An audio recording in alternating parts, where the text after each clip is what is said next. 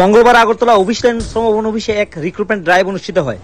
ভারত সরকারের national career service প্রকল্পের আওতায় রাজ্যের মডেল ক্যারিয়ার সেন্টার ও ডিস্ট্রিক্ট এমপ্লয়মেন্ট এক্সচেঞ্জের ব্যবস্থাপনায় এই রিক্রুটমেন্ট ড্রাইভ অনুষ্ঠিত হয়, যেখানে 5টি কোম্পানির 13টি শূন্যপদের জন্য মোট 250 জন লোক নিয়োগ করা হবে বলে জানালেন একজন আধিকারিক।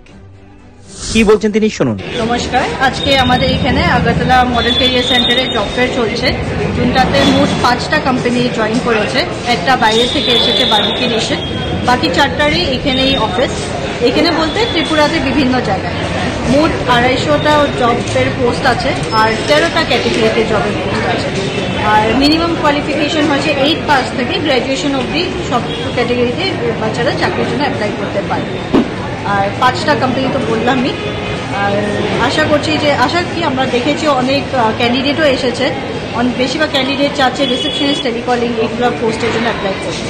আর বাইরে যাওয়ার জন্য এবার আমরা খুব খুশি হয়ে বলতে পারছি যে অনেকজন ক্যান্ডিডেট বাইরে যাওয়ার ইন্টারেস্ট দেখাচ্ছে।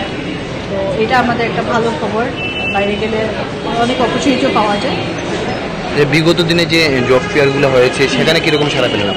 আর ওইখানে অ্যাকচুয়ালি খুব ভালো আমরা রেসপন্স পেয়েছি। আর তার মধ্যে একটা খুশির বিষয় কি, একটা কোম্পানি যে এখানে এসেছে ওরা এখন একজন এমপ্লয়ার হয়ে গেছে, ধরেন ইন্টারভিউ দিয়ে নিচ্ছে, ও আমাদের এখান থেকে চাকরি পাওয়া। তো খুব ভালো কাজ করছে আর ওদের রেসপন্সও খুব ভালো, যে অনেক ক্যান্ডিডেট আছে খুব ভালো কাজ করছে, ওরা খুব স্যাটিসফাইড। আপনার পরিচয়টা?